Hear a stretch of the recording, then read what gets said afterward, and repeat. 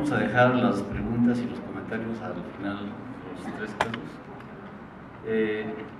A continuación, me voy a permitir presentar a la doctora María del Carmen Badías Garenz, que no necesita presentación, ella es ampliamente conocida, es jefa del servicio de micología del Centro Dermatológico Pascua, ha sido presidente de la Sociedad Mexicana de Dermatología, es maestra también de pre y posgrado, entonces una gente extremadamente conocida, muy brillante, con múltiples participaciones en congresos y demás. Carmen, bienvenida.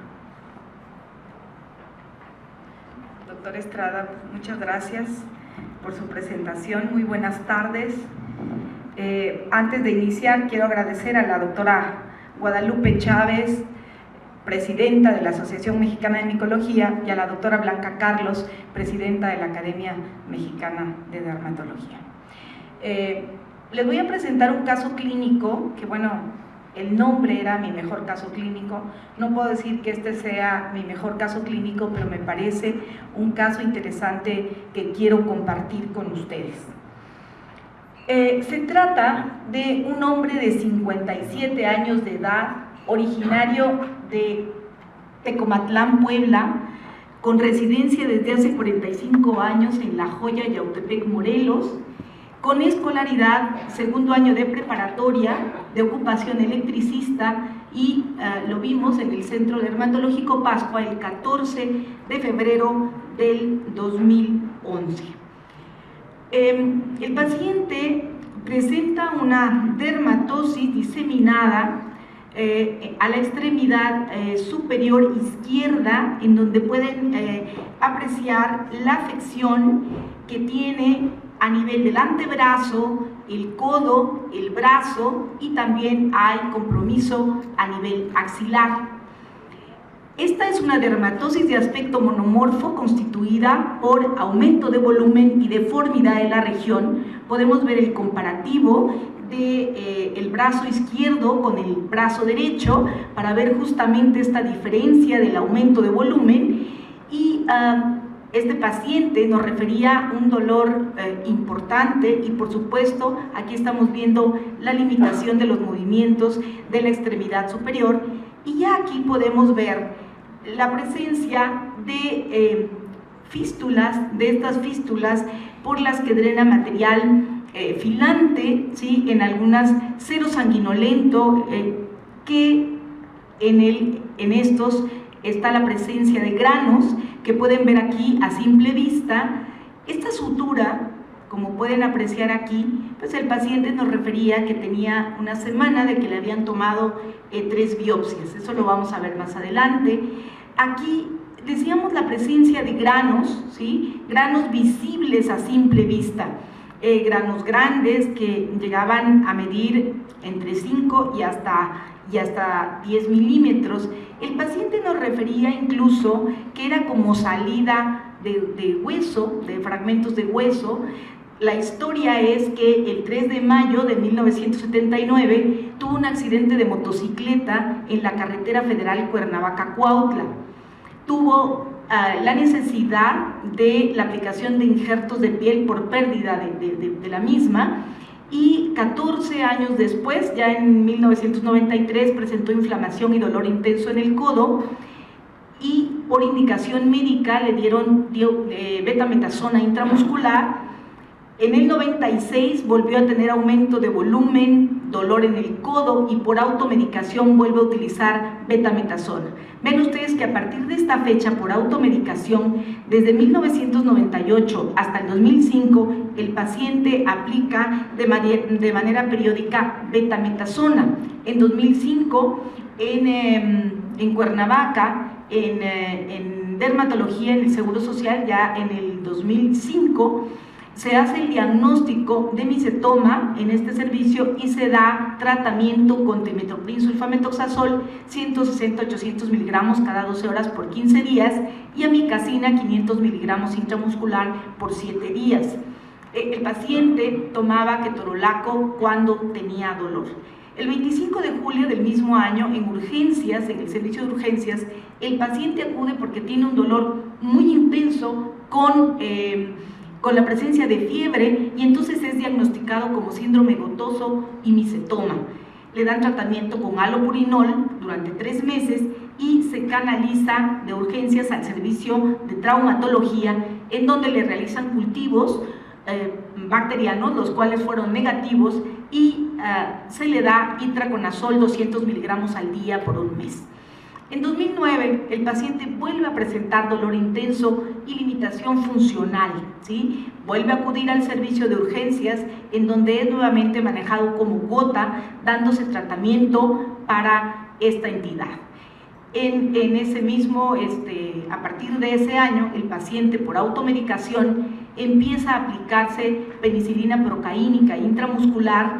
Vean ustedes, él hizo sus esquemas durante 6 meses y además tenía que tomar analgésico puesto que tenía dolor.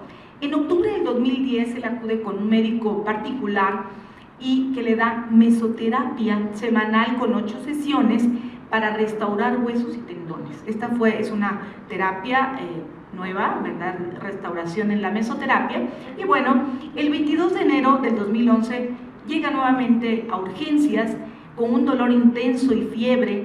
Se le diagnostica con un absceso en el tercio distal del antebrazo y nuevamente es canalizado al servicio de traumatología, en donde el 1 de febrero de ese año se le realizan 3 biopsias, 2 de piel y 1 de ganglio de la axila izquierda, y el diagnóstico histopatológico es de micetoma actinomicético.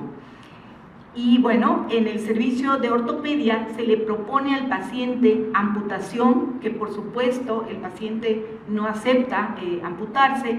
Se le da de alta con ciprofloxacina y con ketoconazol. Aquí podemos ver el material de sutura después de que se le realizaron estas 3 biopsias. Afortunadamente, en febrero de 2011, en dermatología en Cuernavaca lo ve la doctora Jennifer Pérez Hernández.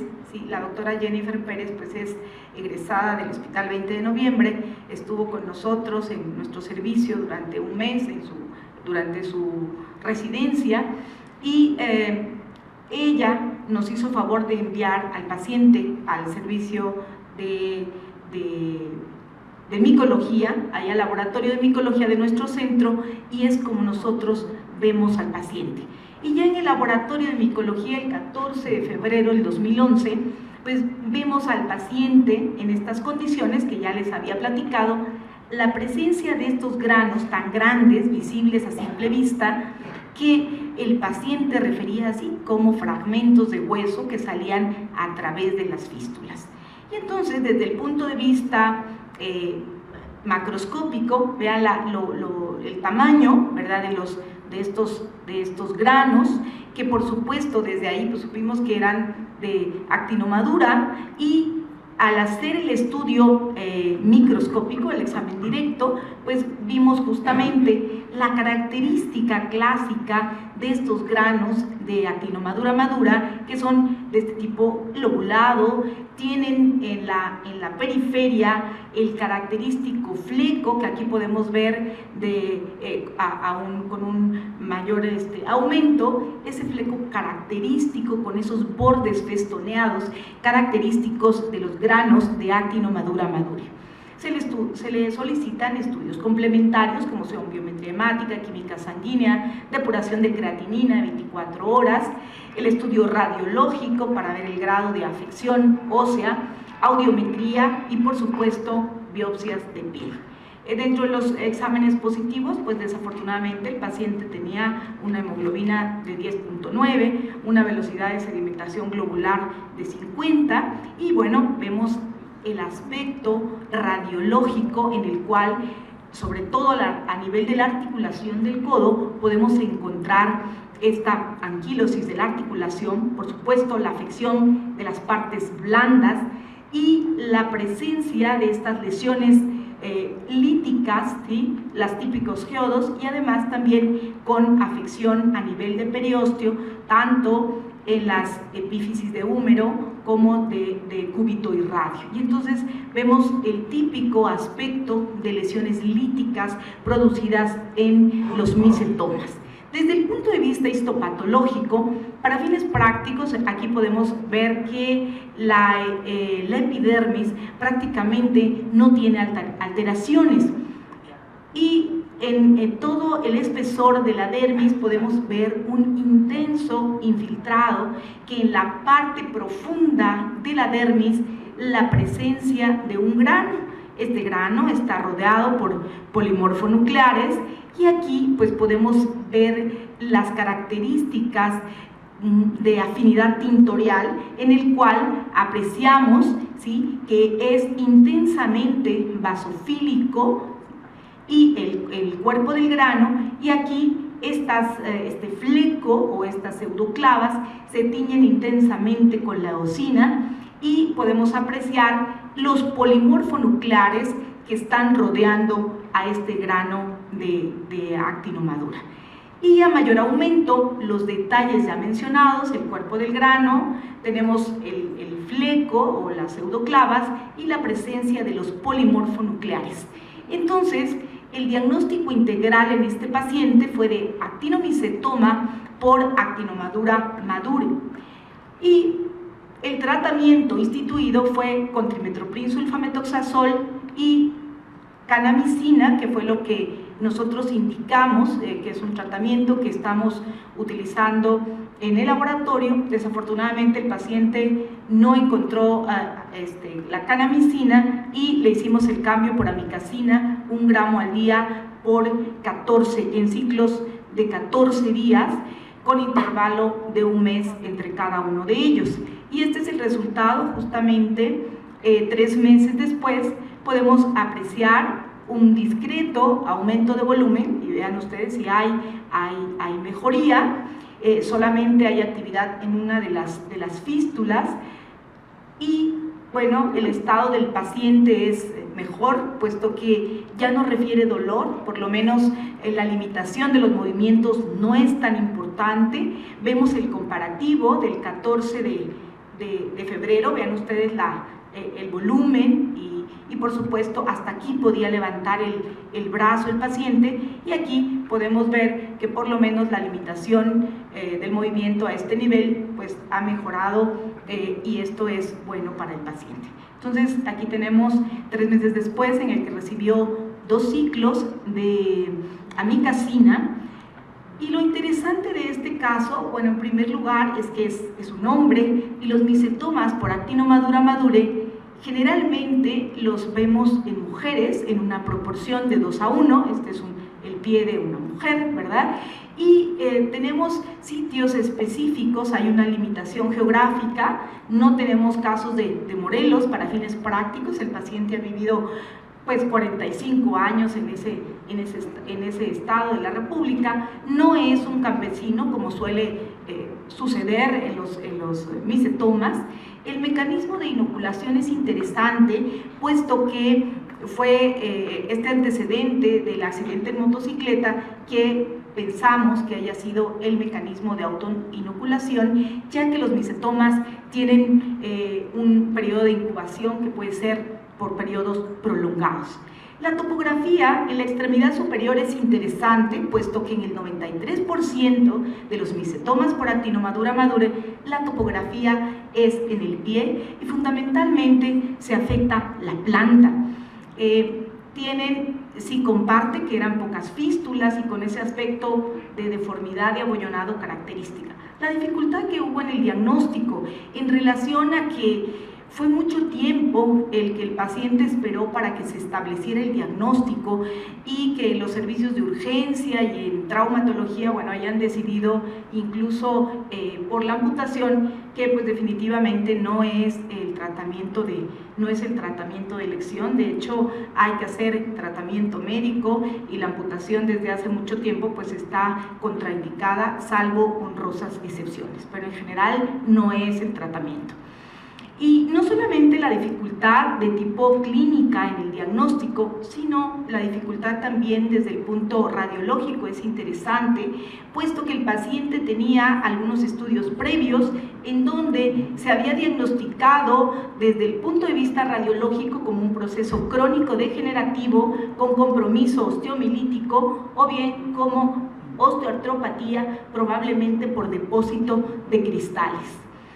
Y bueno, finalmente el paciente es un paciente que siempre estuvo automedicándose, y esto por supuesto contribuyó al deterioro en el padecimiento. Y bueno, inconstante, el paciente pues se canalizó nuevamente con la doctora Jennifer Pérez para seguir pues siendo atendido en su clínica del Seguro Social en Cuernavaca, pero el paciente es una persona pues inconstante y que no acudió regularmente ya a sus citas. Esto es para pues rendir un pequeño homenaje a mi maestro Pedro Lavalle, que bueno, este artículo se escribió, fue hecho por él en el año 2000, es la casuística de nuestro laboratorio de micología hasta 1998, de 42 años, en el cual teníamos 732 micetomas, de los cuales correspondió a actinomadura madura 75 casos, que corresponde al 9.6%, y en ese estudio pues se vieron las áreas geográficas de micetoma por actinomadura madure, y tenemos 3 focos de acuerdo a lo analizado en este estudio. El centro occidental, que constituyen los estados de Guanajuato, las zonas cercanas a Michoacán, Jalisco y Querétaro; el centro meridional, en Puebla, en Oaxaca, que es la parte de la región mixteca que está pegado a Puebla, y el noreste de Guerrero, ¿sí? en esta zona 2, que es el centro meridional, y el occidente de Hidalgo. Entonces, estos son los sitios en donde geográficamente, de acuerdo a nuestros pacientes en el laboratorio, pues podemos localizar. Y justamente pues el paciente corresponde aunque nació en un lugar en una población de Puebla, realmente vivió 45 años en Yautepec, Morelos. Muchísimas gracias por su atención.